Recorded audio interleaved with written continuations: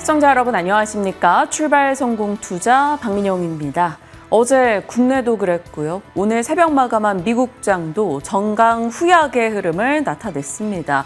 관세에 대한 작은 희망의 반응을 보였다가 이내 그 희망의 불씨가 꺼지면서 상승을 반납하는 흐름이 반복되고 있습니다. 그러다 보니 그 사이에 투자자들의 피로감 또한 극대화되고 있죠. 그런 가운데 트럼프 대통령은 각국과 협상을 하느라 정말 바쁜 모양새를 드러내고 있습니다. 그나마 다행일까요? 어제 한덕수 대통령 권한 대행이 트럼프 대통령과 통화를 가졌다라는 소식이 들려오면서 미국과의 협상에 대한 기대 일부를 또다시 열어놨습니다. 어떻게 반응을 해봐야 될 것인가 시장의 이슈들 살펴보면서 고민해 가도록 하죠. 일단 뉴욕장의 분위기부터 살피고 돌아옵니다. 미중 갈등이 극단적으로 고조될 거다라는 우려감 속에서 뉴욕 증시는 전강 후약 장세를 그렸습니다. 나스닥 지수 2.2%의 낙폭을 그렸습니다. 장중 고점에서 저점까지 6%포인트의 변동폭을 그렸는데요. 1982년 이래 가장 큰 장중 하락 전환의 폭이었습니다. 그리고 S&P 500 지수 1.6%의 하락이죠. 약 1년 만에 처음으로 5,000포인트 선 이탈이 됐습니다. 장 초반 분위기를 살렸던 것은 베센트 재무장관의 발언이었습니다. 트럼프가 협상을 주도하고 있고 성공적으로 합의를 한다면 관세 부담이 내려갈 것이다. 그리고 한국을 비롯한 동맹국들을 우선시하겠다라는 발언이 있었죠. 그러면서 S&P 500 나스닥 지수 한때 4% 이상의 급등 흐름을 가져가기도 했습니다. 하지만 하락으로 전환이 됐던 이유, 미국이 결국에는 중국의 보복에 대한 맛보복으로 50%포인트의 추가 관세 인상 결정을 했습니다. 발효 날짜는 현지 시간으로 9일 오전 0시입니다. 우리 시간으로는 오늘 오후 1시부터 도합 104%의 대중관세가 부과되는 것이고요. 따라서 이제 중국에서 미국으로 수출되는 모든 수출품에 대해서 가격이 2배 정도 오른다. 이렇게 생각하시면 되겠습니다. 경기 침체 우려감 속 WTI 국제 유가는 급락세를 나타냈습니다. 3.6% 하락하면서 60달러 선을 밑돌고 있고요. 특이한 점은 위험 자산과 안전 자산에 대한 패닉 셀링이 동시에 진행이 됐다라는 부분이죠. 미국 국채에 대한 투매까지 포착이 되면서 10년물 금리는 10bp 이상 급등폭을 보이기도 했습니다. 자, 관세라고 하는 표면적인 이유, 그 안에 투자자들이 진실로 두려워하고 있는 것은 무엇일까요? 결국에는 관세로 인한 물가 상승, 소비 위축, 그리고 경기 침체 공포가 될 것입니다. 미국 기업계들을 대표하는 전문가들은 지금 상황을 어떻게 진단하고 있을까요? 일부 코멘트들을 가지고 왔습니다.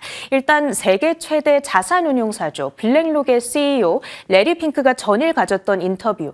내가 만난 대부분의 CEO들 미국 경제가 이미 침체에 빠졌을 것이라고 말한다. 시장에서는 연내 4차례의 금리 인하를 기대하고 있지만 전혀 가능성이 없고 인플레이션이 상승해서 금리가 오히려 인상될 가능성이 있다. 지적합니다. 오메가 패밀리 오피스의 레온 쿠퍼맨 회장, 트럼프 관세 정책으로 미국 경제는 침체에 빠질 것이다. 증시는 악재를 전부 반영하지 않았고 따라서 아직 바닥에 도달하지 않았다.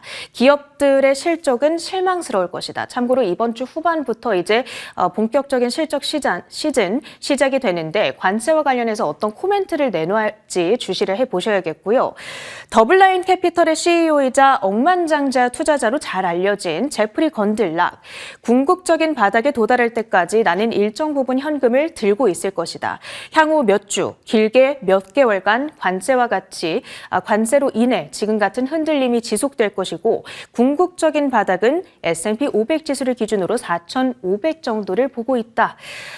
이렇게 월가의 빅샷들은 추가적인 흔들림에 대비하고 있구나 정도로 생각을 해보시면 되겠습니다. 히트맵을 열어서 전체적인 종목별 분위기도 확인해 보시죠.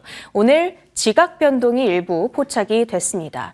애플의 주가, 아무래도 대중 관세 직격탄을 맞는 대표적인 기업이죠. 아이폰 등의 주요 기기들 상당 부분 지금 중국에서 생산하고 있기 때문입니다. 4.7% 간밤에 추가적인 조정이 나타났고요. 상호 관세 발표가 있었던 이후 지난 4일간의 하락률은 이제 무려 23%에 달합니다. 그러다 보니까 시총 1위 자리를 마이크로소프트에 내어주게 됐다. 마이크로소프트는 시총 1위 자리를 탈환하게 됐습니다. 트럼프 협상 기대감에 장 초반 급등하던 빅테크주들 전부 다 하락으로 전환이 됐습니다. 장중 5% 가까이 오르면서 $100 선을 탈환하기도 했던 엔비디아는 1% 가까운 낙폭을 기록했고요. 반도체 테마 내에서는 브로드컴만이 전일 자사주 매입 발표 효과로 1.4%의 플러스권을 가져갔습니다. 다만 장중에 7% 플러스에 비하면 상당히 아쉬운 수익률이고요. 그 밖에는 테슬라가 5% 급락을 했습니다. 그러면서 테슬라와 브로드컴 간의 운명 뒤바뀜도 있죠. 테슬라는 시가총액 8위로 한 계단 물러서게 됐습니다. 특징주들 조금 더 정리를 해보도록 하시죠. 먼저 마이크론. 메모리 모듈과 SSD 요금 인상 계획을 발표했습니다. 관세가 발효되는 9일부터 요금이 인상이 되는 것이고요. 이 관세에 따른 가격 부담을 소비자들에게 전가한다라는 것입니다. 삼성전자, SK하이닉스는 관련해서 아직까지 정책 발표가 없었습니다만 이번 마이크론의 조치로 인해서 이들 역시 영향을 받을 거란 전망 나오고 있고요. TSMC의 경우에는 미국 쪽에서 수출 통제 위반으로 인해서 $10억 이상의 벌금 부과 가능성이 지금 제기되고 있습니다. 간밤의 주가는 3%대 하락으로 진행이 됐죠. 보잉은 1분기 인도량 호조 소식이 들려왔습니다. GE 에어로스페이스라든지 스피릿 에어로 시스템 등의 부품사들의 동반 강세까지 끌어냈습니다. 간밤 움직였던 업종들도 확인해 보시죠. 하락 업종으로는 자동차주, 빅3 완성차 업체들의 작년 미국 생산 차량, 그들 가운데 캐나다, 멕시코, 중국에서 생산된 차량의 비중이 12%대에 달합니다. 오늘 추가적인 대중 관세부가 발표에 따라서 스텔란티스가 특히 8% 가까이 상당히 큰 낙폭을 가져갔고요.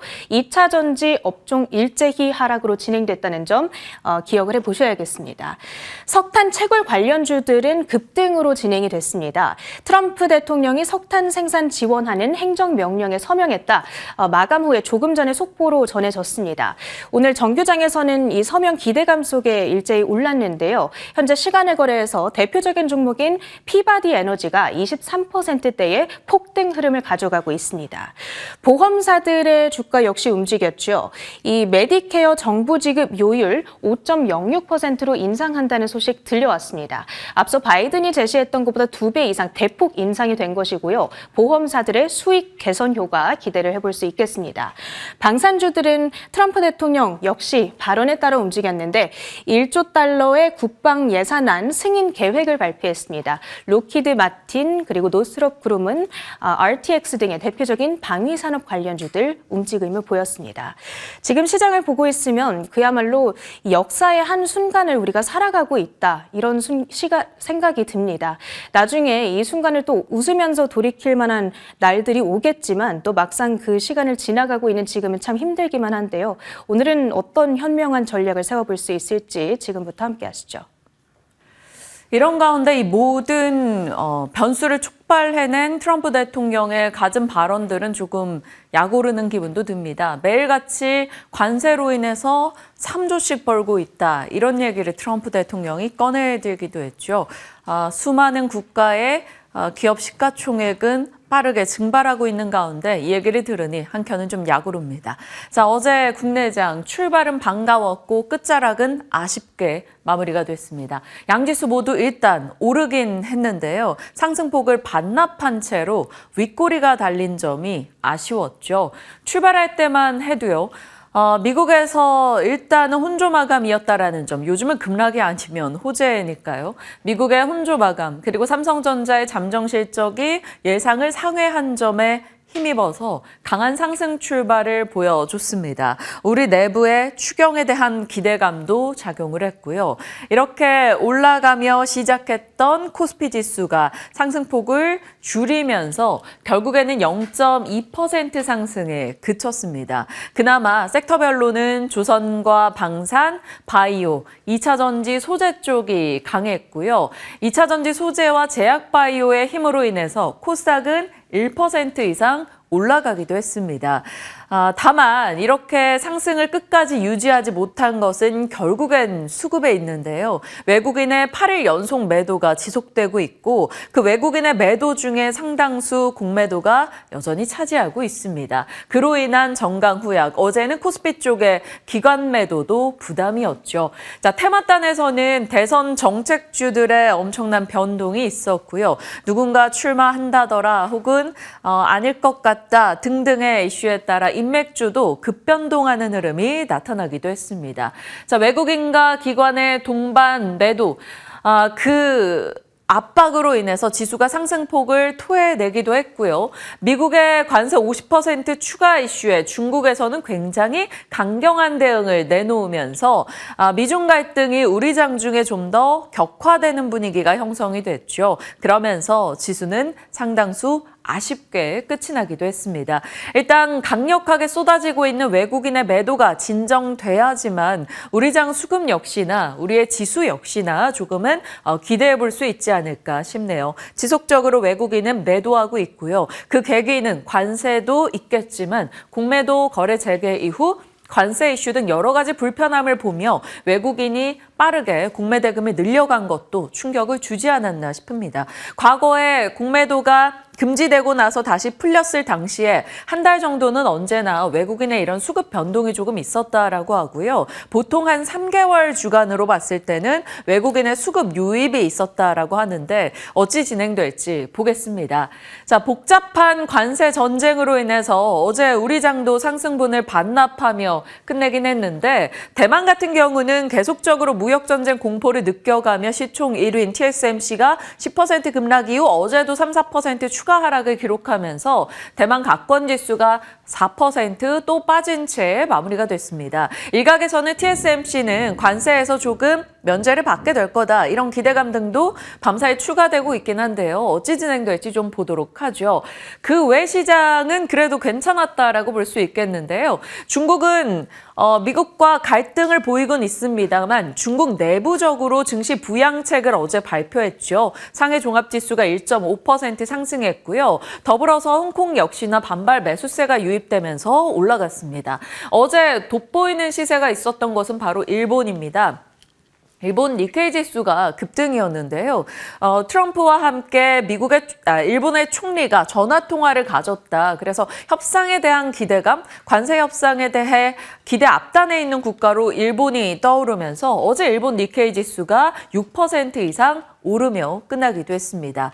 자, 유럽은 어땠을까요? 밤에 마감된 유럽, 독일과 프랑스, 영국, 이탈리아 모두 다 오르며 끝이 났습니다. 그 전날 관세 공포로 하락했던 것을 일정 부분 조금 되돌렸죠. 유럽에서도 계속 보복 관세에 대한 얘기를 꺼내들고는 있으나 미국과 통화하며 협상을 준비하고 있다라는 이야기도 흘러나오고 있습니다. 그래서 트럼프가 중국을 집중적으로 때리고 다른 국가는 결국 협상을 좀 유도해 나가지 않겠는가라는 시각이 확산이 됐죠. 실제로 트럼프는 거의 70개 국가에서 무역 협상을 희망하고 있다라고 이야기한 바도 있습니다. 그러다 보니 일단 세계 각국의 속내가 중국은 강경하게 대응하고 있는데 우리는 그렇게 미국과 척을 질 수 있을까? 미국과 멀어질 수 있을까를 고민하면서 앞에서보다는 뒤에서 물밑 협상을 굉장히 빠르게 진행하지 않겠는가 이런 얘기가 나오고 있습니다. 자, UBS 측에서 유럽장에 대해 지금은 주식시장에서 현금을 인출할 때가 아니다라고 의견을 냈고요. 유럽 주요국 증시가 올라간 가운데 방위산업, 보험, 은행주가 상승세를 보였습니다. 이것은 결국 유럽 내에서 최근에 시세를 이끌어갔던 주도 섹터가 방산이었고 경기 침체 우려감을 조금 덜었다라는 측면에서 은행과 보험이 같이 올랐다 이렇게 볼 수가 있겠습니다. 이 부분에서 우리가 조금 가져올 수 있는 내용은 무엇일까요? 우리 장과 좀 동일하게 고민을 해본다면 우리도 역시 어제 올라갈 때 반등을 줄 때 강하게 버틴 쪽은 기존의 주도 섹터였던 조선과 방산이었다라는 점이 공통된 내용이 될 수 있겠고요. 또 이 부분입니다. 미국과 이제 통화를 가진 일본 니케이 225 지수가 저렇게 강하게 올랐는데 우리도 어제 한덕수 대통령 권한 대행과 같이 트럼프 대통령이 통화를 가졌다라고 하는데 우리도 일정 부분 기대를 오늘 할 수 있을까에 대한 체크가 필요해 보입니다. 자, 거기다가 세계 각국이 이렇게 불편한 상황이 얽히고 설켜 있다 보니까 외환시장도 참 신경 쓰이는 지금입니다. 밤사이 달러 인덱스가 102로 내려왔습니다. 달러 가치가 떨어졌고요. 일본 엔과 스위스 프랑 가치는 올라갔습니다. 안전자산에서 엔과 또 스위스 프랑에 더 관심이 높아졌다라고 볼 수 있는 거죠. 달러 가치에 대해서는 참 고민이 많죠. 여러 가지를 내포하고 있기 때문입니다. 미국 내부에서는 경기 침체 가능성이 나오죠. 그 가운데 자산 재조정이 있게 되고 미국 시장에서 자금이 이탈되게 되면서 달러 매도가 나오고 있다. 이런 평가도 있습니다. 월가에서는 이것을 두고 미국 자본에 대한 파업의 움직임을 걱정해야 된다라고 얘기하고 있죠. 어떨지 이 부분에 대해서는 시간을 두고 좀 지켜봐야 될 겁니다. 자, 그런 가운데 어제 국내 원달러 환율 같은 경우는 1,473원을 돌파하기도 했었습니다. 금융위기 이후 최고치를 나타냈죠. 당분간 이제 환율이 어떤 흐름을 보일진 모르겠으나 고환율 수혜주들의 흐름을 환율과 놓고 계속 체크해 볼 필요는 있겠습니다. 우리 시장에 영향을 준 것은 달러도 달러겠지만 사실 어제장에서는 위안화 영향이 컸습니다. 중국이 달러당 7.2 위안선을 깨트리면서 위안화 절하를 용인하는 움직임이 나왔죠. 위안화 절하와 동조되는 게 또 원화이기 때문에 원화 가치가 추가적으로 하락할 수 있다는 우려감을 계속적으로 가져가야겠습니다.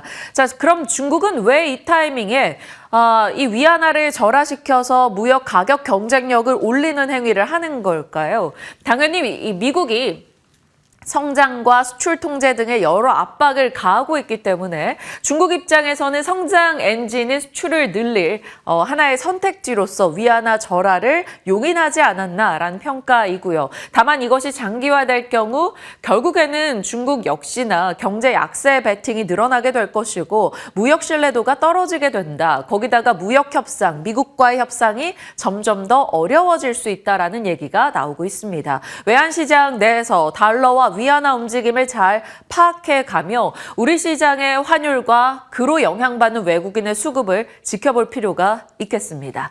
자, 외환시장 살펴봤고요. 결국에는 미중 갈등입니다. 관세 전쟁이라 쓰고 미중 갈등으로 읽어야겠죠. 어제 중국에서 미국에 대한 6대 보복 조치 발표 준비가 있었죠. 그 안에 농산물 금지, 가금류 수입 금지, 혹은 펜타닐 관련한 협력을 중단하겠다. 중국 내 미국 기업들의 지식재산권에 대한 이익을 조사하겠다 등의 중국의 강경한 입장이 시장에 좀 이슈가 되기도 했습니다.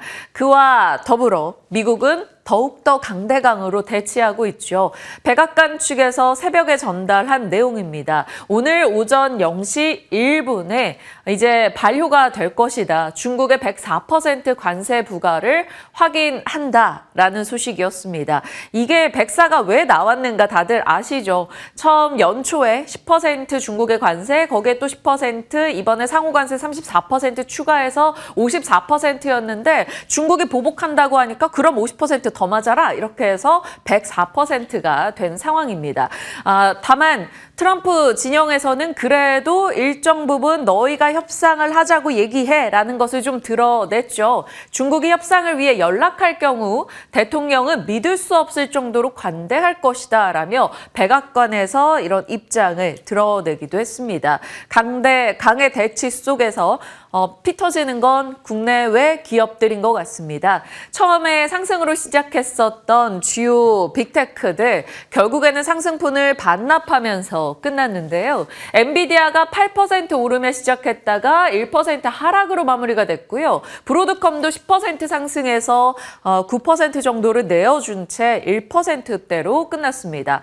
애플은 5% 상승해서 마이너스 5%로 하락했죠. 애플 같은 경우는 지금 트럼프가 상호관세 이슈 꺼내들면서 중국을 강하게 치자마자 중국의 생산 비중이 굉장히 높기 때문에 이 상호관세 이슈 이후 지금 불과 일주일도 되지 않았는데 20% 이상 빠지기도 했습니다. 자, 그럼 애플의 이런 충격은 국내에 또 걱정거리를 안겨주죠. 애플 관련주들이 어떻게 진행될까 예의주시 해보셔야 될 것 같습니다. 결국에는 미중 갈등이 그 핵심이고 미국은 중국을 때리고 위대하고 싶은 욕구를 가감없이 드러내고 있습니다. 어제도 말씀을 드렸었죠. 베트남의 0% 관세? 지금 관세 전쟁 이거 0% 관세가 중요한 게 아니야. 너네를 통해서 중국 물품이 들어오고 있는 게 문제지 라는 것으로 중국을 때리고 싶은 명확한 의지를 확인받을 수가 있었죠. 그래서 어제 이 시간에 그 가운데 무역대표부의 결과를 기다리고 있는 조선 섹터에 대한 얘기를 살폈었고요.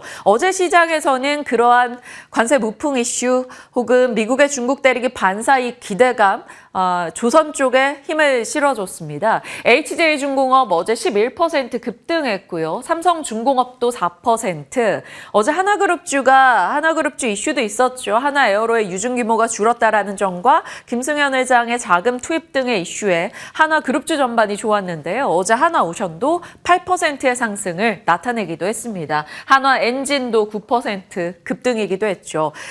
작년부터 계속 미국의 중국 때리기 관련해서 이표를 보여드리고 있는데요. 미중 고래 싸움 속에서 우리는 등 터지는 새우가 되기도 하지만 때로는 웃고 있는 새우가 되기도 합니다.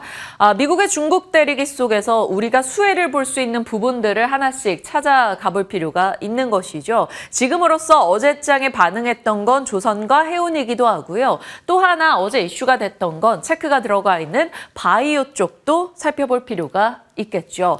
자, 바이오 진영의 상승 계기가 돼줄 수 있을까요? 어제 미국 의회의 보고서가 이슈가 됐습니다. 월스트리트 저널의 보도에 따르면요. 중국 바이오테크가 부상하는 것에 대해서 미국이 불편해하고 미국의 지배력이 위협받고 있다라고 미국 의회 보고서가 나왔다라는 겁니다. 그동안 중국은 바이오에서 변방으로 여겨져 왔었는데 20년간 바이오에 집중적으로 자금을 투입하며 육성했던 중국이 이제는 급성장해서 미국이 위협을 받고 있다라는 겁니다. 미국이 3년 내 대응하지 않으면 회복이 불가능한 격차가 벌어질 것으로 언급이 되어 있었고요. 중국의 의약품 원료나 제네릭 의약품의 공급 주요국으로 부상한 점에 대해서 만약에 이들이 히토류처럼 바이오 기술을 무기화할 경우, 수출 제한할 경우 그에 따른 충격을 일정 부분 가져갈 것에 대한 공포를 드러내기도 했습니다. 결국 바이오가 국가 안보의 핵심이 된다라는 내용이었죠. 미국이 중국의 바이오를 불편해할 때마다 여지없이 지표로 볼 수 있는 주식은 바로 중국의 우시앱텍이죠. 미국이 중국 바이오를 불편해하는 이쪽으로 규제가 있을 수 있겠다라는 것이 형성이 되며 어제 중국에서 우시앱텍이 하한가 부근에서 거래를 마쳤습니다. 자, 그러면 중국의 CDMO인 중국의 우시앱텍의 주가가 이렇게 떨어질 경우 이쪽을 규제했을 때 반사이익을 볼 수 있는 쪽으로 시장의 관심은 이동하게 될 것이고요. 그러면 다른 CDMO 세계적 점유율을 갖고 있는 쪽이 되겠죠. 그래서 어제 스위스의 론자 점유율 기준으로는 CDMO 1위인데요.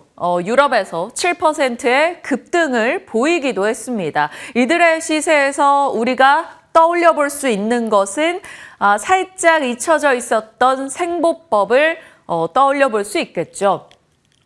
생물보안법입니다. 미국인의 개인 건강이나 정보를 우려하는 기업으로부터 보호하는 취지에서 발의가 됐었죠. 작년 1월에 발의가 되고 9월에 미국 하원을 통과했다가 12월에 상원 표결이 불발되면서 시장의 관심에서 살짝 묻혔습니다. 바이든 행정부에서 추진하던 것이라는 불편함도 좀 있기도 했었고요. 다만 이를 두고 시장에서는 트럼프 2기에서도 생물보안법을 재추진할 가능성이 높다라고 얘기합니다. 그런데다가 어제 미국 의회 보고서가 이슈가 되면서 미국이 중국의 바이오를 불편해하는구나라는 걸 한 번 더 상기받을 수 있었죠. 중국의 우시앱텍이나 우시바이오로직스 등이 타격을 받을 것으로 예상되는 내용인 거고요. 작년에 이 생물보안법 이슈가 있었을 당시 기억하십니까? 연초와 이제 9월 달 경에 각각 생보법 모멘텀을 받아서 이렇게 CDMO 업체 중 ST팜의 주가가 한 번씩 급등하는 흐름이 있기도 했었습니다. 바이넥스 차트를 열어봐도 좀 유사하고요. 이런 식으로 시장에서는 중국의 이 바이오의 이슈가 나올 때마다 한국의 CDMO 업체들 주가 강세를 보이기도 했습니다. 신한투자증권에서도 생보법 통과 지연은 큰 우려사항은 아니다라고 얼마 전에 의견을 냈더라고요. 오히려 최근 중국 바이오가 성장하는 것에 대해서 이 관련 법안이 더 강화돼서 시행될 수 있다라는 얘기도 꺼내 들었습니다. 자, 일단은 이 이슈가 있는 만큼 체크는 필요하겠죠. CDMO 업체에서 국내에서는 당연히 삼성바이오로직스 꼽을 수 있을 것이고요. ST젠바이오로 인해서 동아소시홀딩스, 바이넥스, ST팜을 주로 이야기합니다. 그 외에 최근에 이 CDMO 사업을 새롭게 사업에 추가했던 게 바로 셀트리온 등이 될 거고요. 대웅제약, 한미약품, 차바이오텍, 경보제약 등도 있겠죠. 다만 시장에서 앞단에 두고 보는 거는 삼바와 바이넥스, ST팜이라는 점 체크해 보시길 바랍니다. 생물보안법 이슈가 나온 만큼 열어봤고요. 자, 바이오에 대해서 어제도 AI 신약 개발 관련해서 기업들에 대한 얘기, 리가켄 바이오 등에 대해서 살펴보기도 했는데요. 4월에 바이오는 어떤 흐름을 보일까요?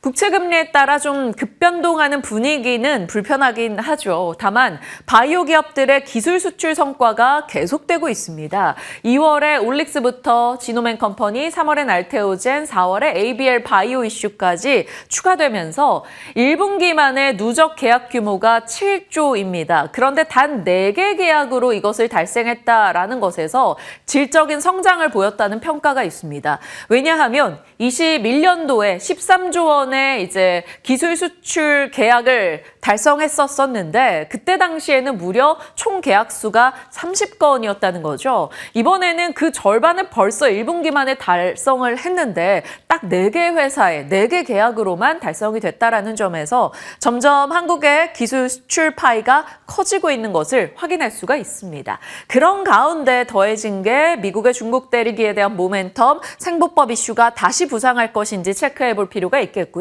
남아있는 게 바로 AACR, 미국 암학회가 되겠습니다. 4월 25일부터 진행이 되죠. 암 분야 세계 3대 학술 대회인데요. 초기 임상 데이터 위주의 파이프라인이 발표될 겁니다. 거기서 이제 발표 예정이 돼 있는 게 유한양행, 리가켄 바이오, 파로사이 바이오 등이 되겠고요. 지금 바이오는 수급적으로도 굉장히 변동이 크고요. 개별 모멘텀에 따라서도 제각각이긴 한데 생보법 이슈나 여러 이 암학회 일정이 이들을 좀 한데 모아줄 수 있을지 궁금해집니다. 어제 ABL 바이오 같은 경우는 3일 연속해서 계속해서 강한 시세를 보여주는 모습이 이어지기도 했고요. 다만 ABL 바이오 어제 오르긴 했으나 공매도가 엄청나게 집중되기도 했던 종목입니다. 물론 오늘은 또 공매도가 집중됐기 때문에 공매도가 금지되기도 하고요. 삼천단제약 같은 경우도 어제장 하락이 있었는데 공매도가 또 많이 집중이 됐었죠. 오늘장에서는 또 하루 공매도가 금지되기도 합니다. 이러한 수급적인 흐름을 탈피할 만한 개별 모멘텀을 갖고 있어야 된다라는 점이 참 어렵게 느껴지네요. 자, 그런 의미로 하나 이제 모멘텀이 추가된 기업이 있습니다. 바로 퓨처캠인데요. 어제 시간 외 뉴스였죠. 전립선암 치료제 임상 2, 3 최종 발표가 있었는데 데이터가 상당히 좋았다라는 소식입니다. 지금부터 이제 글로벌 제약사와 기술 이전 논의를 본격화하겠다라는 입장 발표도 있었고요. 그런데 대체거래소 애프터마켓에서 어제 퓨처캠은 25% 상승하는 흐름이 있었습니다. 우리 시간 외 거래 마감 이후에 나온 뉴스다 보니 대체거래소 애프터마켓에서 또 반응을 보여주기도 했네요.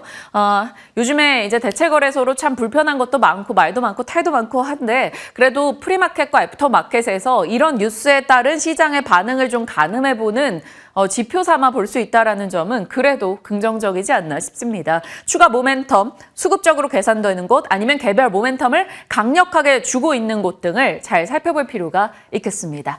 자, 이렇게 중국 얘기하다가 이렇게 바이오까지 쭉 한번 이어와 봤고요.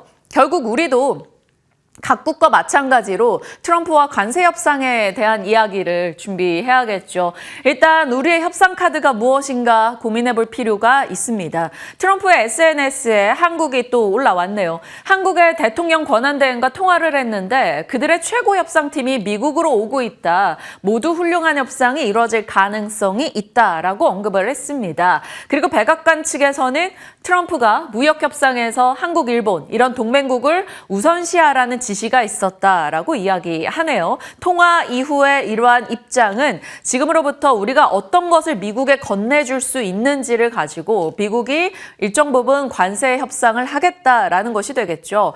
한국에서 미국에 줄 수 있는 것, 일단은 에너지를 더 사주는 것 혹은 그들이 지금 꿈꾸는 알래스카 드림에 동참해주는 것이 되겠죠. 여기서 가져올 수 있는 키워드는 조선과 LNG 가스관 쪽 또 일부 원전에 대한 얘기도 나옵니다. 워낙 조선이나 원전 같은 경우 한국의 기술력이 좋기 때문에 일정 부분 미국이 탐내는 쪽이라는 것이죠.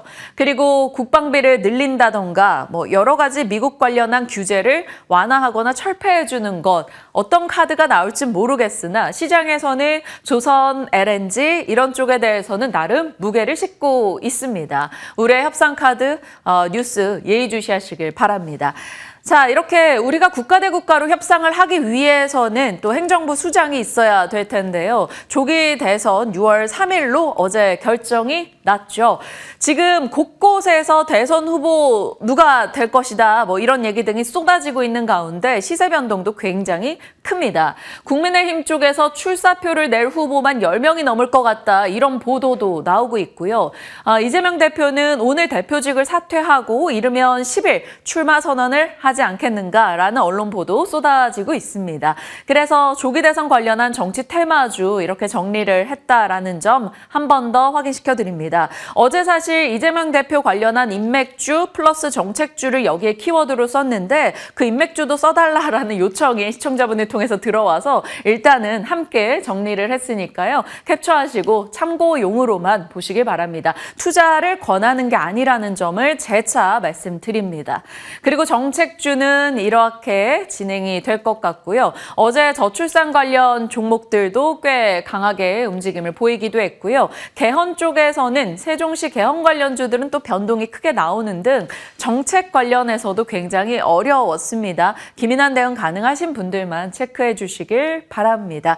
자, 이렇게 어제장과 밤사이 들려온 뉴스들 살펴봤고요. 지금부터 박앵커의 연결고리 오늘의 내용들 정리 들어가도록 하겠습니다.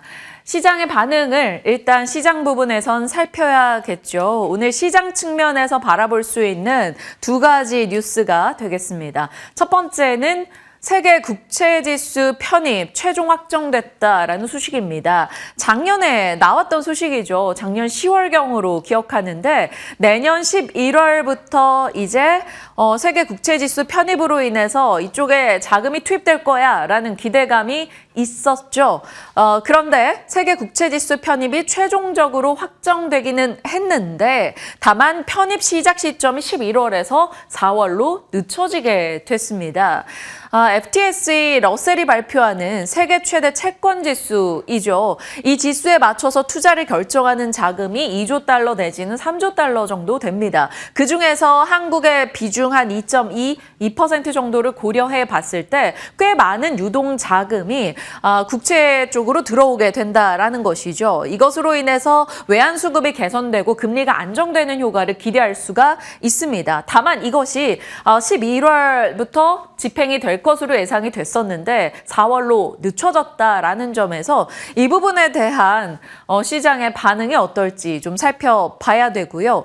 관세 이슈, 관세에 대한 반응, 일단 중국과의 격화되는 부분은 분명 부담스럽습니다. 그리고 미국이 9일부터 86개 국가에 적게는 11%, 많게는 50% 관세를 징수하는 걸 발효하겠다라고 밝혀준 상황이죠. 오늘이 또 9일이기도 해서 어떻게 될지 그에 대한 반응을 봐야 되고요. 반면에 우리 장에서 또 기대할 수 있는 것은 트럼프가 한덕수 권한 대행과 통화를 했다라는 점과 동맹국과 협상을 우선시하라는 백악관의 발표가 있었다라는 점이 국내에 좀 따로 볼 수 있는 모멘텀이 될지는 확인해 볼 필요가 있겠습니다. 자, 시장에 대한 내용이었고요. 섹터로 들어가 보면 반도체 앞서 이제 관세 변동에 노출돼 있죠. 미국의 반도체들도 상승분을 반납했으니까요. 다만 한국의 관세 협상에서 동맹국 우선 키워드가 조금 상쇄를 해줄지는 봐야 되고요.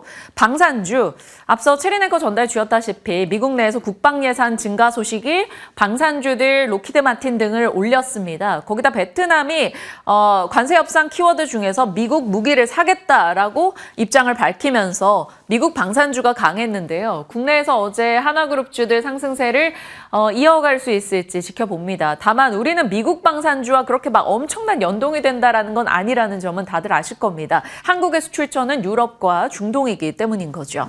자, 바이오 쪽은 ABL 바이오가 호재 이슈를 퓨처캠으로 살짝 넘겨주게 됐는데 호재에 반응하는 장이 계속 이어지는가에 대해 살필 필요가 있겠고요. 그 밖에는 어제 시장이 정강 후약이었죠. 상승분을 반납하는 과정 속에서 후반에 힘을 냈던 쪽이 바로 히토류였습니다. 최근에 말씀드렸죠. 중국의 히토류 무기화 움직임이 더 강화되고 있다라는 것이요. 중동에 석유가 있다면 중국에는 히토류가 있습니다. 희귀한 이 히토류를 중국이 압도적으로 생산하고 매장량도 갖고 있기 때문에 중국은 언제나 이것을 가지고 무기화하는 성향을 띠고 있는데요. 안 그래도 최근 미국과 중국의 갈등 속에서 7종의 히토류에 대해서 수출 금지를 한 바가 있습니다. 이것은 첨단 산업이나 국내 스마트폰, 전기차, 방위산업 혹은 원전 등등에 쓰이는 금속이어서 이 부분에 대해서 미국이 꽤 불편하게 느낄 수 있다라는 거죠. 그래서 어제장에서도 그랬고 최근 들어서 히토류 쪽이 시장이 지수가 떨어질 때 해치성으로 오히려 올라갑니다. 그도 그럴 게 이쪽은 무역 전쟁이 커질수록 관심을 받는 쪽이기 때문인 거죠. 유니온이나 노바텍, 티플렉스 이런 쪽 일단 트레이딩 용이든 체크가 필요해 보입니다. 그 밖에 미국과 관세 협상에 에서 알래스카 카드가 나오게 된다면 LNG 밸류체인을 한 번 더 체크할 수 있을지 이 부분도 고민해 보시길 바랍니다. 시장에 대한 이슈들 살펴봤고요. 섹터 뉴스 들어갑니다. 곧 있으면 또 10일인데 10일 이후에는 또 수출 데이터가 나오게 될 겁니다. 그런데 환율도 좀 예의주시해야 되는 상황에서 대표적인 수출 쪽인 전력, 변압기 쪽 한번 살펴주신다고요? 네, 그렇습니다. 그 전에 한번 이 전력기기에 대해서 다뤄드린 적이 있는데 그 이후에 조정을 받다가 최근에는 다시금 고개를 들고 있기 때문에 전력기기 섹터가 우리에게 좀 방어막을 형성해 줄 수 있지 않을까에 대한 기대감 얻어보면서 관련해서 어떠한 투자 포인트를 잡아봐야 할지도 알아보도록 하겠습니다. 먼저 이 3사의 주가 그래프입니다. HD 현대일렉트릭, 효성중공업, 그리고 LS일렉트릭 이렇게 3사의 그래프를 살펴보시면 2025년 올해의 그래프라고 보시면 되겠는데요. 고점을 찍고 그동안 조정을 꽤 깊게 받았습니다. 그런데 끄트머리를 살펴보시면 고개를 들기 시작했다라는 점이 투자 포인트로 좀 시발점으로 잡힌다라고 볼 수 있을 것 같습니다. 중요한 건 꺾이지 않는 마음과 함께 또 꺾이지 않는 주가라는 점에서 이 세 가지 기업들이 고개를 드러냈다는 것은 반등과 또 사이클의 시작을 알리는 것일지 함께 살펴보도록 할 텐데요. 다음 장 넘어가서 이야기 조금 더 풀어나가 보도록 하겠습니다. 자, 산전수전을 겪고 있는 국내 증시이고 그리고 산전수전을 겪고 지금도 겪고 있는 이 변압기 그리고 전력 설비 쪽입니다. 세 가지 허들이 대표적으로 있었는데 공매도 대차 잔고에 대한 부담감, 그리고 미국의 관세 부담감, 또 AI 데이터 센터에 대한 버블론에 대한 부담감까지 새롭게 부상하면서 이러한 허들들을 과연 넘을 수 있을까가 시장에서 우려하는 포인트였는데요. 우선은 이 허들들을 현재 넘어가는 과정에 있다 정도로 요약을 해볼 수 있을 것 같습니다. 먼저 공매도 대차 잔고에 대한 부담감을 어떻게 털어내고 있는지 시장의 시각을 함께 살펴보시죠. 자, 증권가에서는 그래도 어느 정도 이러한 공매도에 대한 부담감이 주가에 반영이 거의 다 됐다라고 보고 있는 것 같습니다. HD 현대일렉트릭의 대차 잔고 수주를 살펴보시면 올해 초부터 4월 2일까지 굉장한 폭으로 많이 증가를 했거든요. 150%의 증가세를 나타냈고 LS 일렉 같은 경우에도 올해 초와 4월 2일을 비교했을 때 63%의 대차 잔고 수주가 늘어났다는 점은 부담으로 작용이 되고 있었습니다. 하지만 증권가에서는 여전히 펀더멘털적으로는 매력도가 남아있고 변동이 없기 때문에 이러한 부분들은 우리가 여전히 살려볼 만하다라고 보고 있는 건데요. 따라서 공매도에 대비한 대체가 늘어나긴 했습니다만 어느 정도 조정을 예상한 움직임이었다. 그러니까 현재까지의 이 낙폭은 과대 낙폭이다라고 보고 있는 겁니다. 자, 공매도에 대한 부담감은 어느 정도 털어내고 있는 것으로 보이지만 어쨌든 이 부분은 주가의 움직임을 확인해야 하는 부분이니까 여전히 불확실성으로 자리 잡고 있다는 점은 좀 참고해 보셔야 될 것 같고요. AI 데이터 센터 버블론에 대해서도 여러 가지 해석이 나오고 있는데 우선 이 부분에 대해서도 크게 우려하는 분위기는 아닌 것 같습니다. 먼저 살펴보시면 이러한 내러티브가 지금 형성이 되고 있는데요. 우선 초고압 전력기기가 미국에서 현저하게 부족하기 때문에 이는 수요 및 단가 증가로 이어질 수 있다는 점. 그렇기 때문에 업체별 캐파 확대가 되더라도 공급 과잉으로 이어져서 뭔가 불이익을 보는 것은 현재로서 우리가 우려할 부분은 아니다. 이거는 뭐 몇 년 이후에나 걱정할 부분이지 현재는 조금 더 긍정적인 포인트에 집중을 해서 투자 포인트를 잡아보는 게 조금 더 메리트가 있을 것이다 라는 점이 핵심적인 의견이었습니다. 신한투자증권에서는 대표적으로 이 단기적인 데이터 센터 수요 변동이 초고압 전력기기 시장에 주는 영향은 미미할 것으로 분석했고요. 중장기적인 관점에서 성장성이 둔화했다고 판단하기에는 아직은 이른 시점이라고 정리를 했습니다. 그 데이터들, 근거를 숫자로도 한번 찾아봤는데요. 글로벌 데이터 센터에 대한 전력 수요 2020년부터 23년까지는 성장률이 12%로 책정이 됐습니다. 그런데 23년부터 28년까지 평균 성장률 전망치는 16%대로 기존에 갖고 있던 것보다 더 빠르게 전력 수요가 늘어날 것이라는 것이 골자였는데요. 결국 이러한 속도로 수요가 늘어나게 될 것이라면 뭐 공매도다 아니면은 공급 과잉이다 이러한 우려를 논의하기에는 아직은 이르다는 거죠. 그리고 꼭 데이터 센터가 아니더라도 전기차라든지 산업 자동화 등 전력 수요는 어차피 다방면에서 이루어지고 있기 때문에 시대에 발맞춰서 이러한 수요는 계속해서 증가할 것이다 라는 점 기억해 보시면 좋을 것 같습니다. 자, 그리고 최근 시작의 가장 큰 부담감이라고 볼 수 있는 관세에 대해서도 전력기기 섹터는 나름대로 선방하는 움직임 가져가주고 있는데요. 특히나 그 안에서 효성중공업과 HD 현대일렉트릭 같은 경우에는 대표적으로 관세를 피해 나간 종목으로 꼽히고 있습니다. HD 현대일렉트릭 같은 경우에는 2026년까지 미국의 엘라베마 2공장을 지을 것으로 보이고요. 또 울산 공장 증설을 통해서 생산량을 30% 가까이 증가시킬 수 있다라는 점 부각이 되고 있습니다. 그리고 미국 시장에서만 매출 비중 30%를 차지하고 있는 상황인데 엘라베마 공장에서 대부분 한 60%가량을 생산하고 있기 때문에 관세에 대한 부담감이 현저하게 낮다라는 점도 짚히고 있습니다. 그리고 이 HD 현대일렉트릭 같은 경우에는 3년에서 4년째 수주 잔고를 이미 갖추고 있기 때문에 이를 바탕으로 실적이 증가할 것이라는 전망도 함께 나오고 있는 상황인 겁니다. HD 현대일렉트릭 같은 경우에는 주가 차트 보시면 이미 아시겠지만 정말 가파르게 하락했습니다. 최근 시장에 좋지 않았던 영향도 있었고요. 다만 그 안에서 최근 들어서는 조금씩 상승하려는 시도가 나타나고 있다는 점 정도만 챙겨가 보시면 좋을 것 같습니다. 그리고 아래 효성중공업도 간략하게 정리를 해봤는데요. 마찬가지로 미국의 이 공장 모멘텀 있습니다. 미국의 테네시주와 또 우리나라 창원에 공장을 증설할 것이라는 점 부각받고 있고요.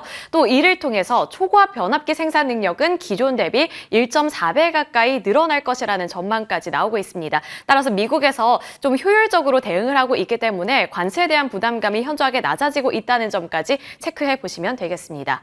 자, 결국 가장 관건인 시장은 미국 시장입니다. 이 변압기 시장 내에서도 노른자 시장으로 여겨지고 있는 쪽인데 현재 미국 시장은 어떻게 흘러가고 있을까, 어느 정도 상황일지도 가늠해 보겠습니다.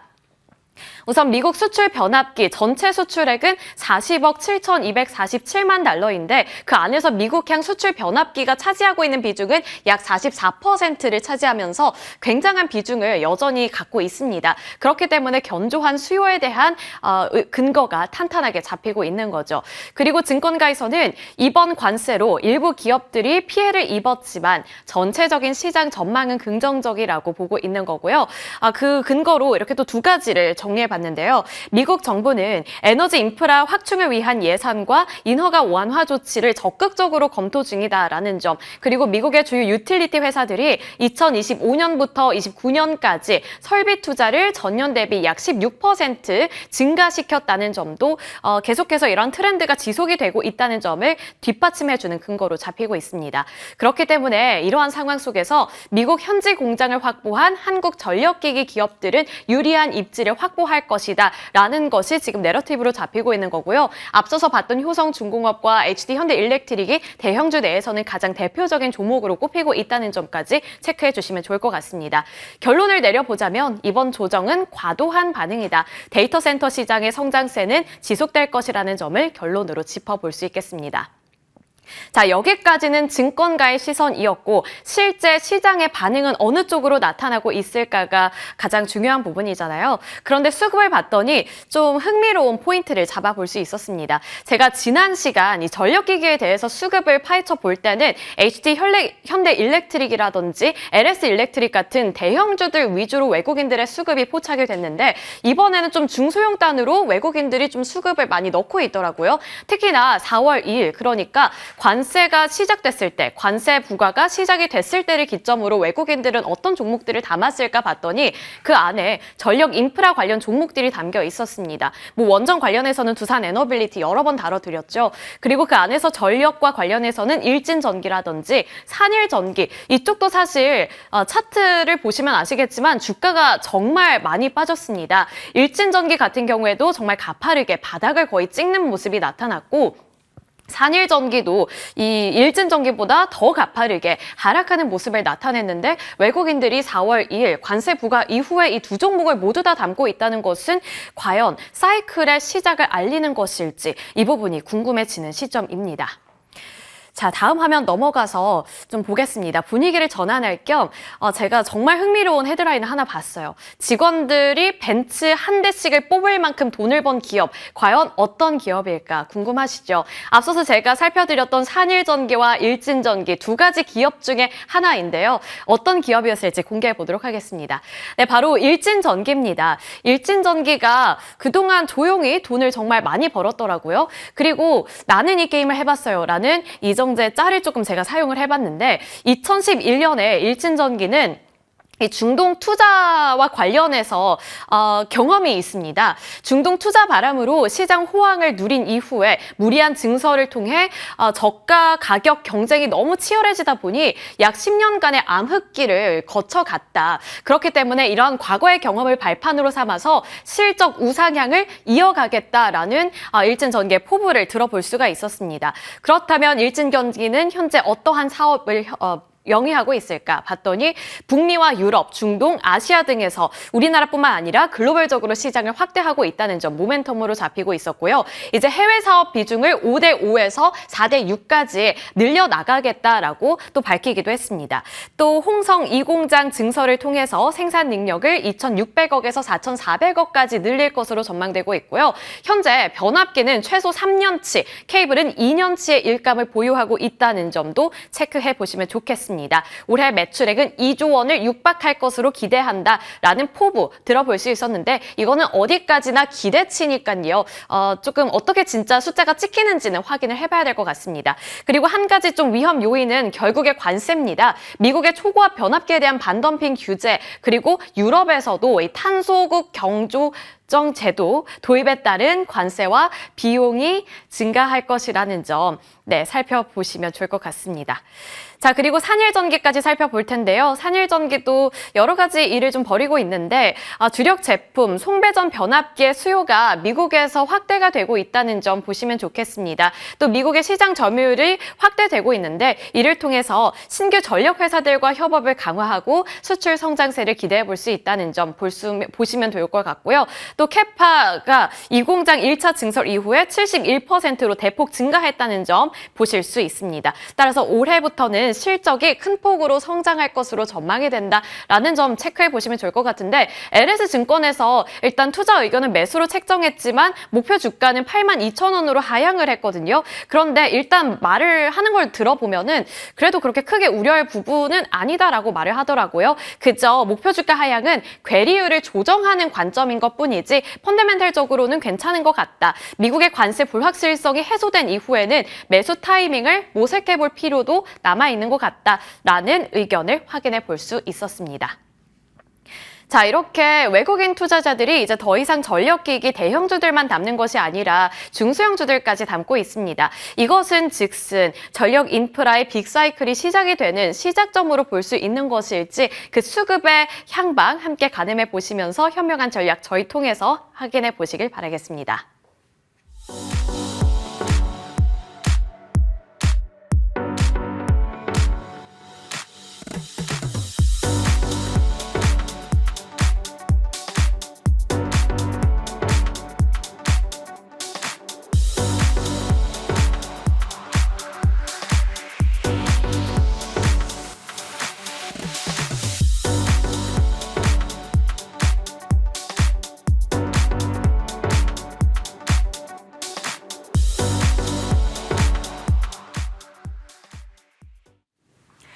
수요일입니다. 많은 분들이 이미 기다려주고 계시죠. 함정남 차장님과 함차 힘내보는 시간입니다. 전략 챙겨볼게요. IBK 투자증권 함정남 차장님 오셨습니다. 어서 오세요. 안녕하세요. 안녕하십니까.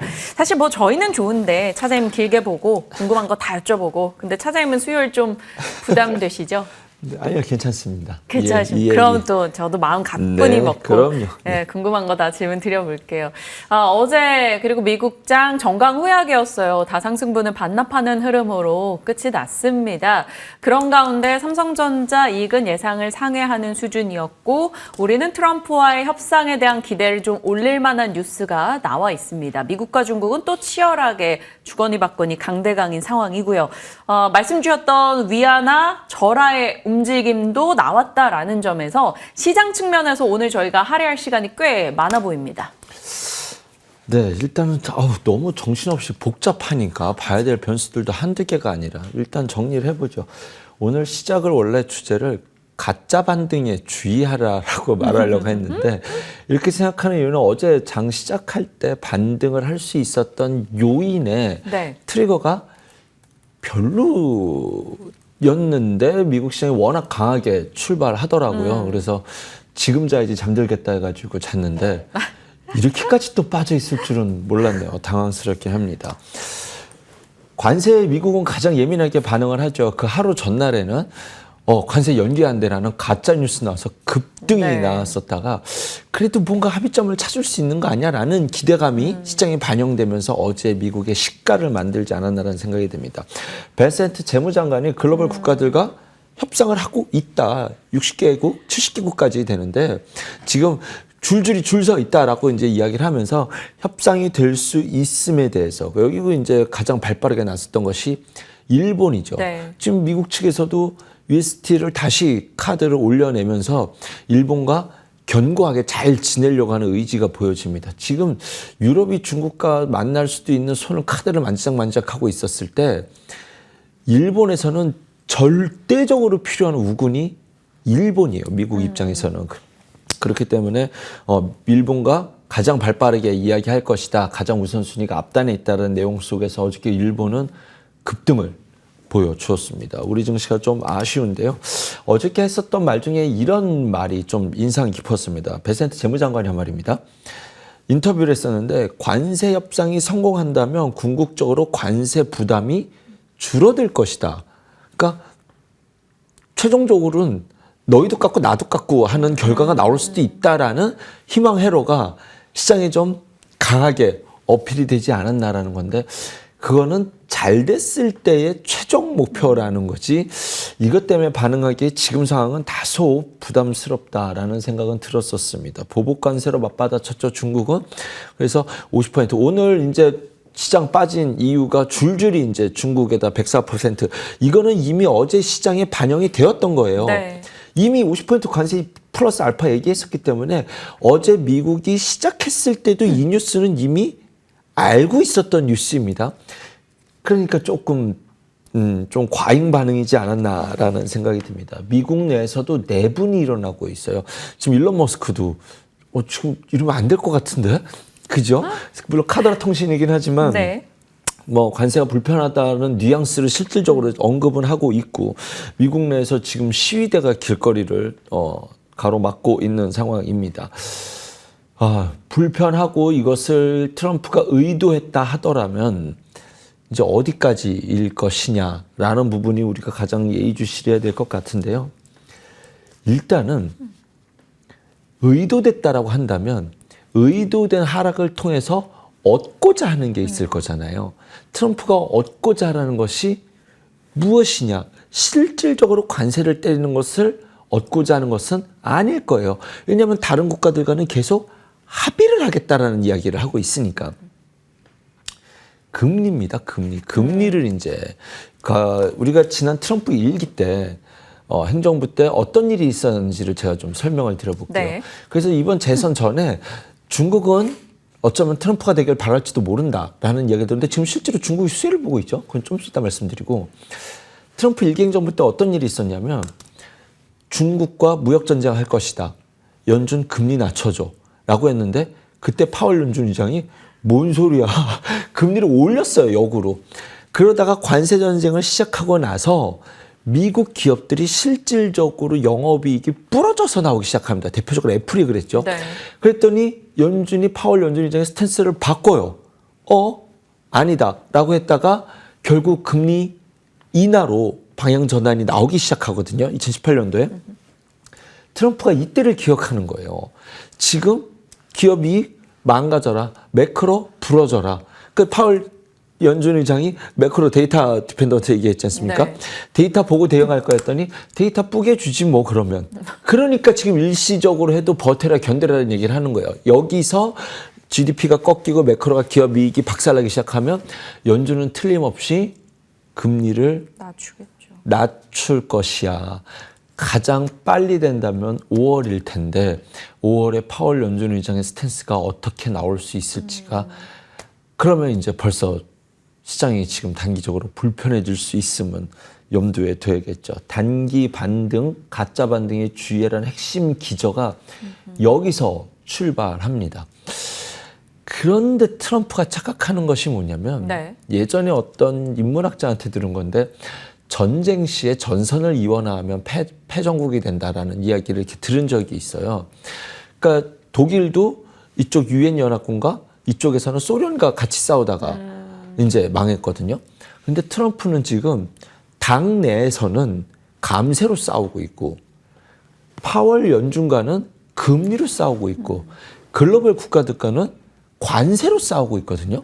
그럼 여기선 예상치 못한 어떤 변수가 생겼을 때 이 카드를 뒤집을 수가 없을 만한 상황이 돼버려서 우군이 없. 그렇죠. 그것을 예상치 못했던 일들이 일어나는 것에 대한 대응 전략이 있겠냐라는 거예요. 지금 이제 기싸움을 하고 있는데 이것이 시장이 돌기가 쉽지 않은 영역. 그러면 우리가 기다려야 될 것이 5월의 금리 인하인데 갈 길이 있어 보이죠. 만약에 진짜로 금리 인하가 목적이라면 트럼프는 주가가 조금 더 빠지더라도 부랴부랴 스탠스를 바꿀 상황은 아니라는 것이 이 증시가 불편한 가장 기준이라고 보시면 될 것 같습니다. 네.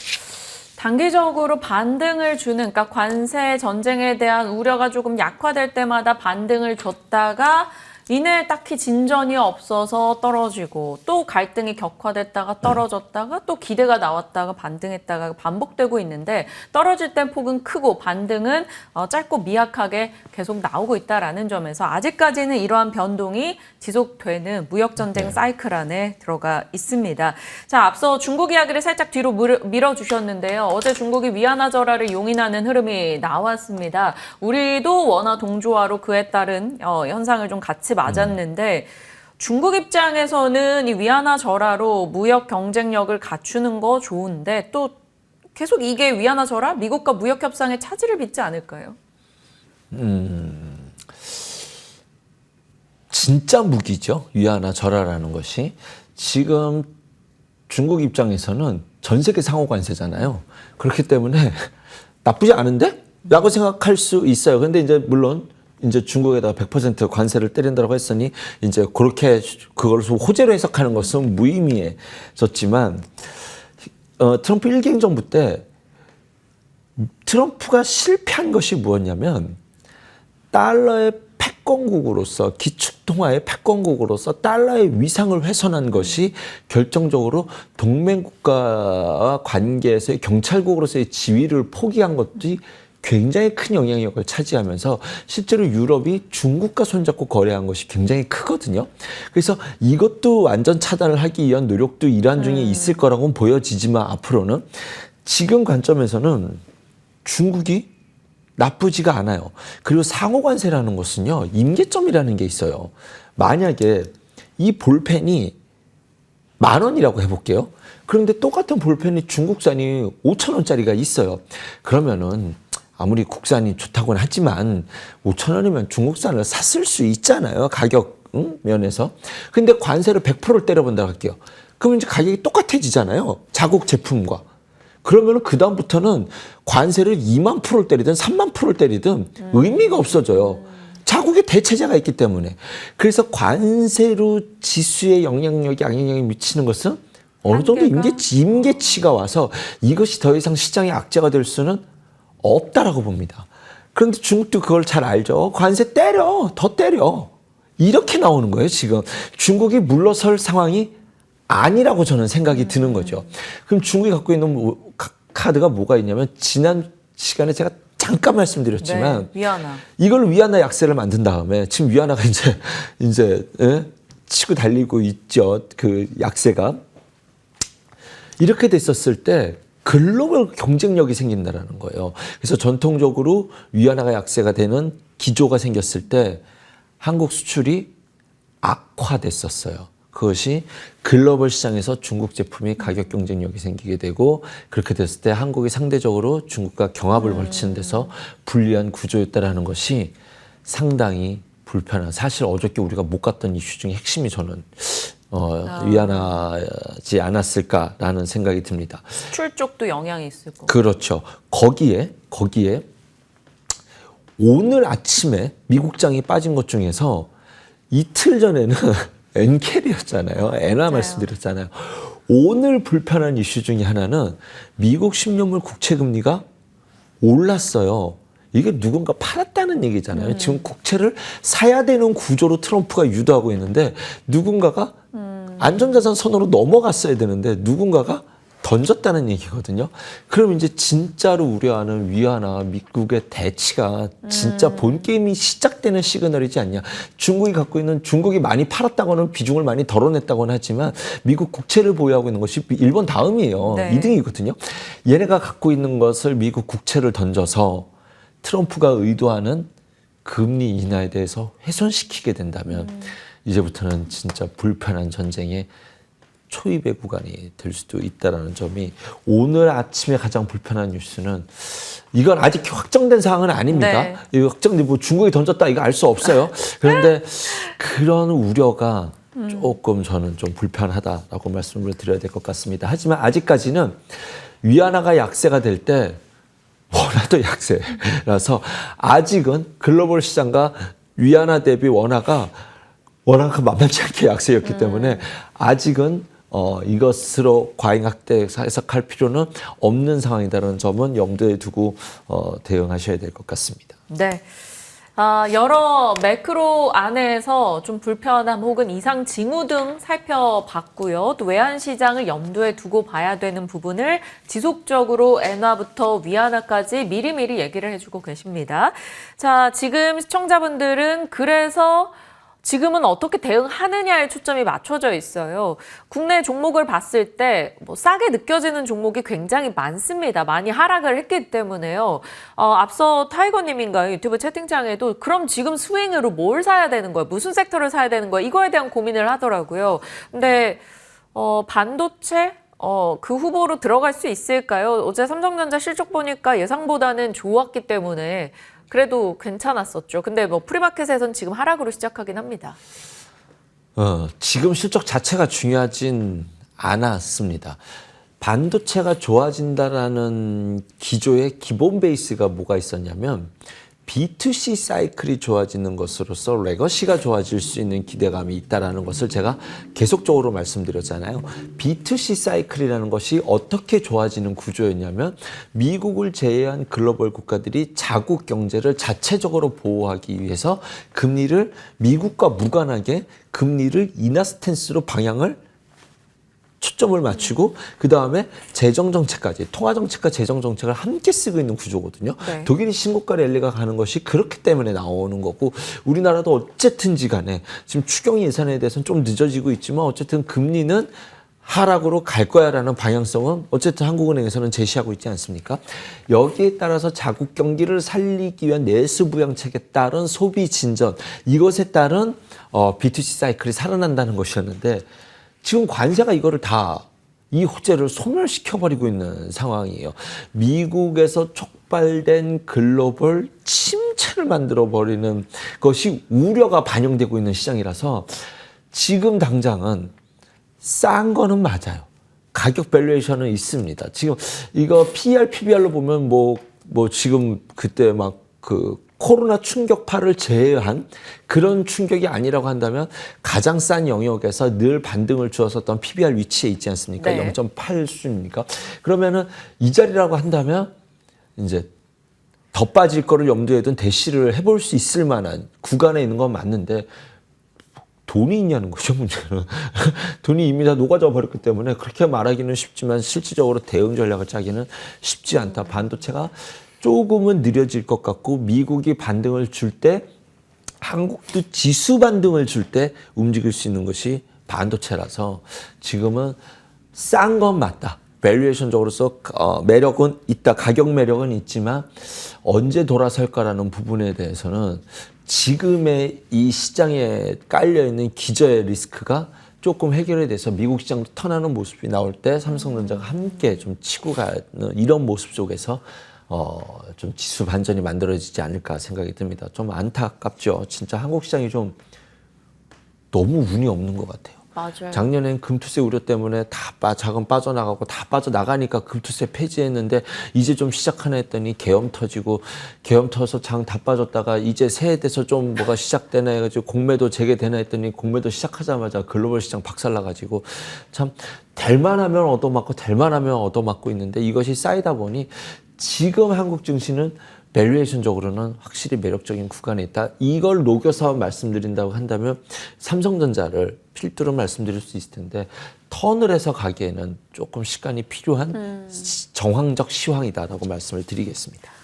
잘 되는 꼴을 못 보는 것 같아요, 우리가. 속상합니다. 여러 면모로 좀 답답한 것도 있기는 한데, 뭐 이런저런 이슈로 다 얻어맞아서 밸류 매력.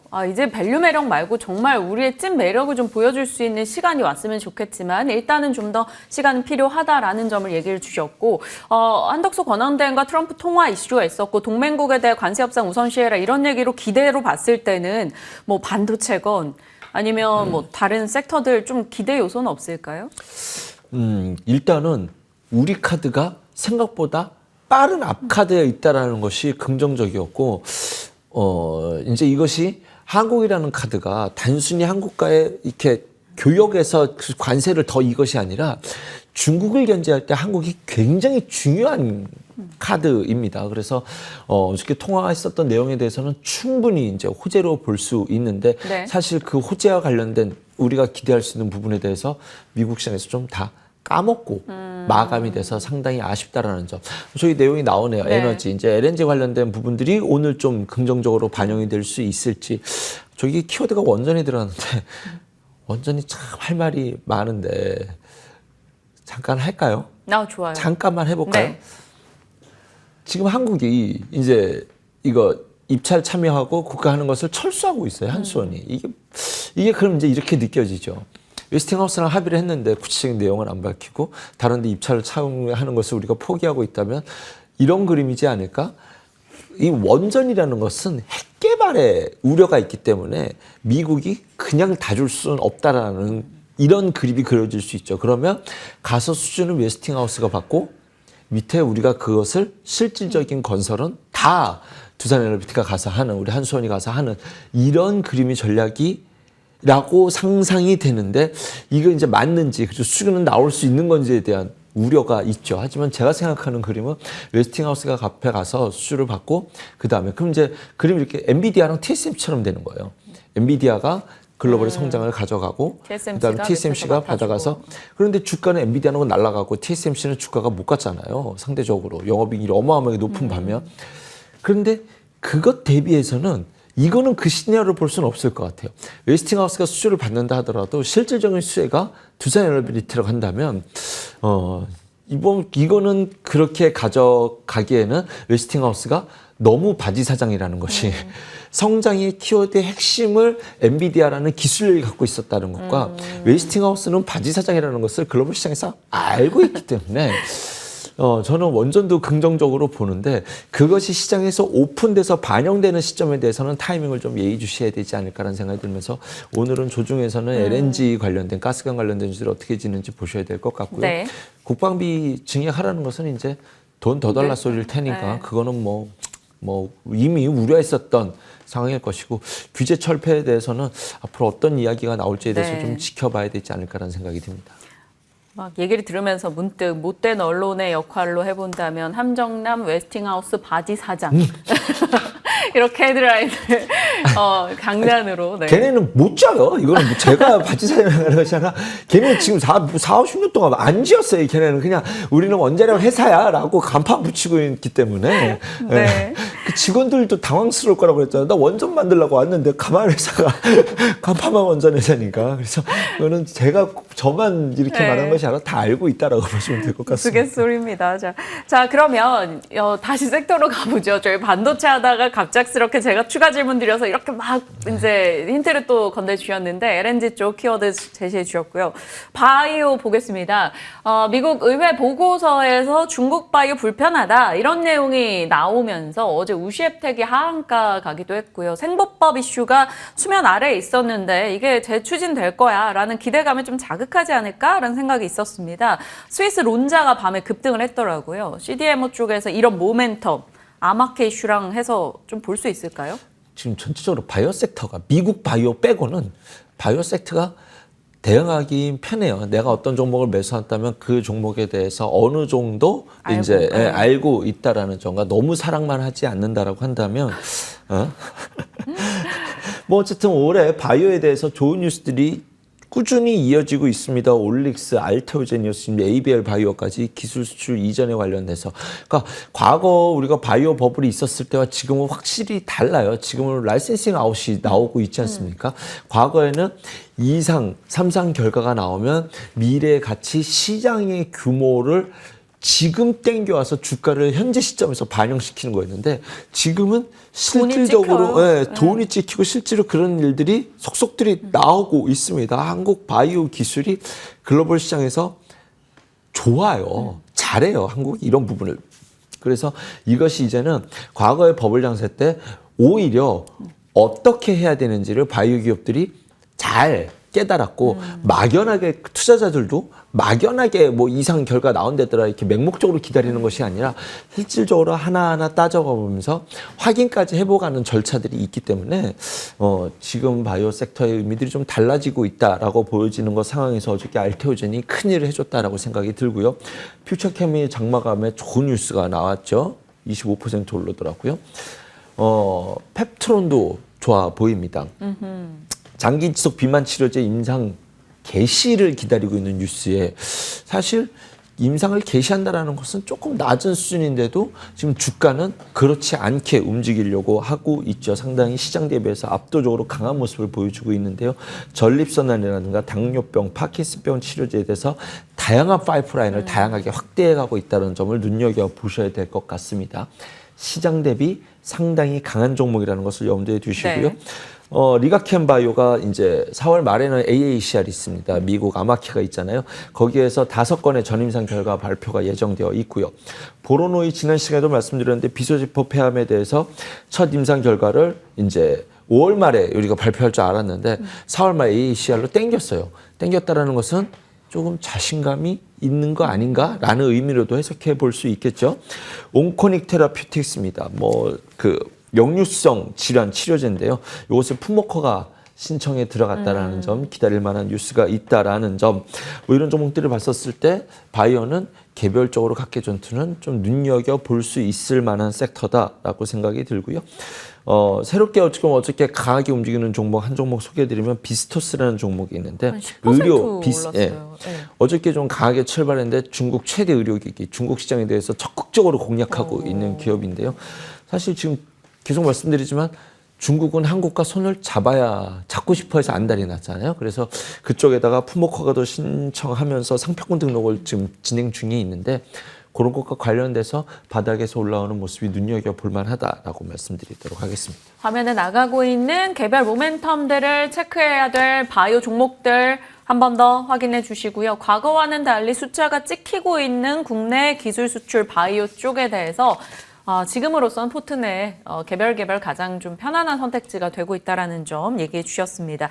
자, 섹터 이제 종목으로 가야 되겠네요. 네. 오늘장에서 앞서 시청자분이 그런 얘기 하시더라고요. 지금 무슨 섹터들이 힘 받기가 어려운 게 모두 다 지금 테마주에 들어가 있다. 네.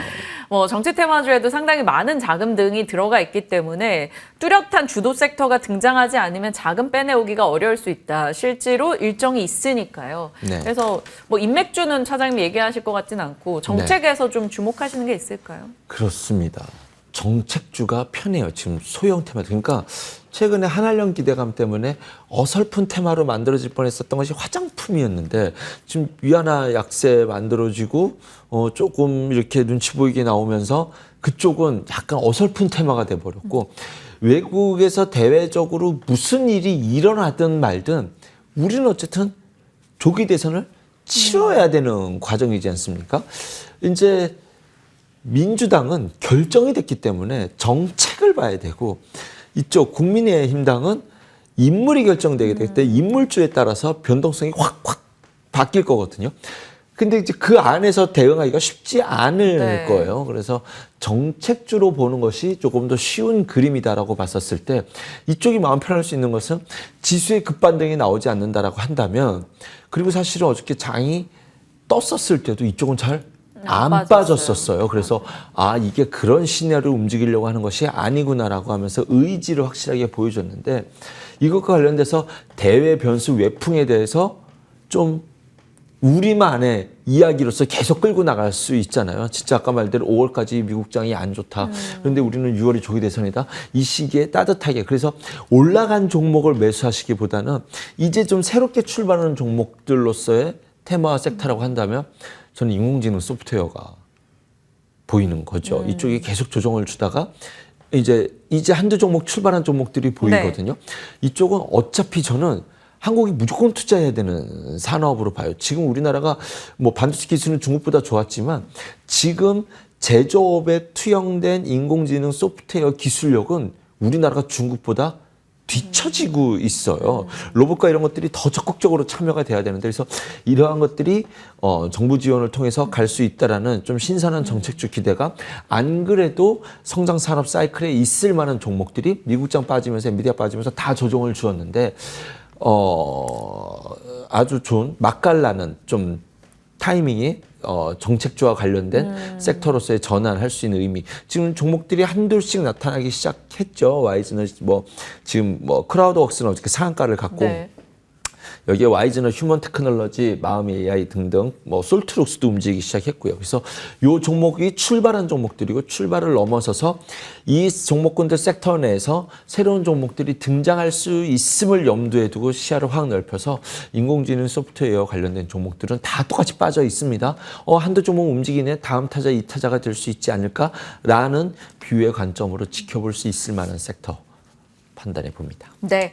AI 소프트웨어 3월에도 이제 솔트룩스 얘기도 막 강조해 주셨던 걸로 기억하는데 이런 AI 소프트웨어 쪽에 투자를 해야 된다는 방향에 플러스 이런 정책 관련한 모멘텀이 있었기 때문에 이 부분에 대해서 좀 짚어보자 얘기를 해 주셨습니다. 시장 전반에 대한 이야기들 그리고 종목들 살펴봤습니다. 함차 함정난 차장과 함께 했네요. 고맙습니다. 감사합니다.